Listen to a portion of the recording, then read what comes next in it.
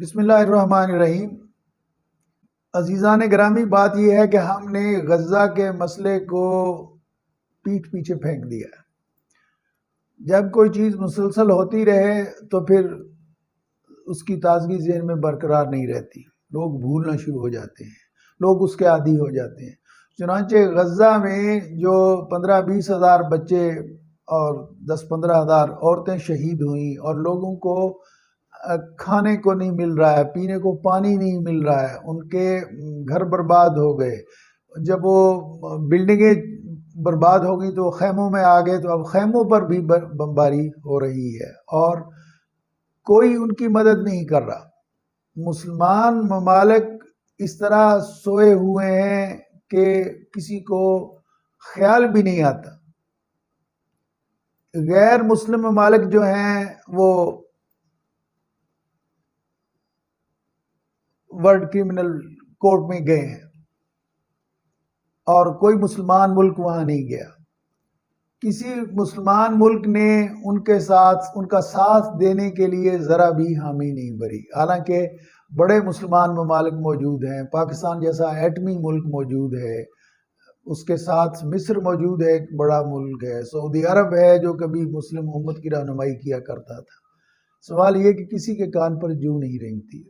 سب لوگ اس کو روٹین کی کارروائی سمجھتے ہیں کہ روز 100-125 آدمی، مرد، عورتیں، بچے روز ہلاک ہو جاتے ہیں اسرائیلی بمباری سے۔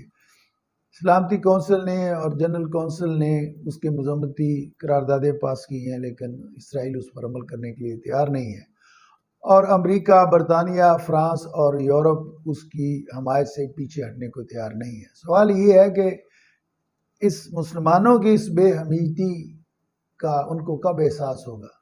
امریکہ میں جس طرح وہاں کی یونیورسٹیوں کے طلباء نکلے ہیں، معاف کیجیے گا، اس طرح تو پاکستان کی کسی یونیورسٹی کے طلباء بھی باہر نہیں نکلے ہیں۔ لندن اور میڈرڈ میں اتنے بڑے بڑے ہجوموں نے احتجاجی مظاہرے کیے ہیں جتنے پاکستان میں بھی نہیں کیے گئے، اور پاکستان میں اگر ایک جماعت کرتی ہے تو دوسری اس کے ساتھ نہیں ملتی۔ ہمارے نفاق کا یہ عالم ہے، انتشار، کہ ہم غزہ کے مسئلے پر متحد ہونے پر تیار نہیں۔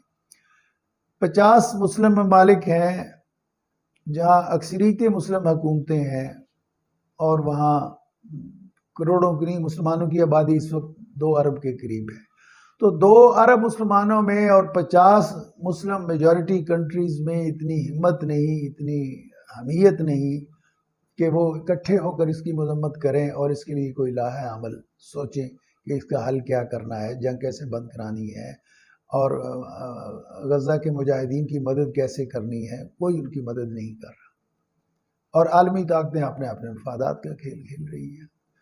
تو ہمیں اس کو بھول نہیں جانا چاہیے کہ غزہ کا بھی کوئی معاملہ ہے۔ ہمیں چاہیے کہ ہم جو کچھ کر سکتے ہیں کریں، اپنے حکمرانوں کو جگائیں، عوام الناس کو آگاہ کریں، تاکہ اہل غزہ کو بھی پتہ چلے کہ مسلمان ممالک اور مسلمان عوام ان کے ساتھ ہیں اور مسلمان ایک امت ہیں۔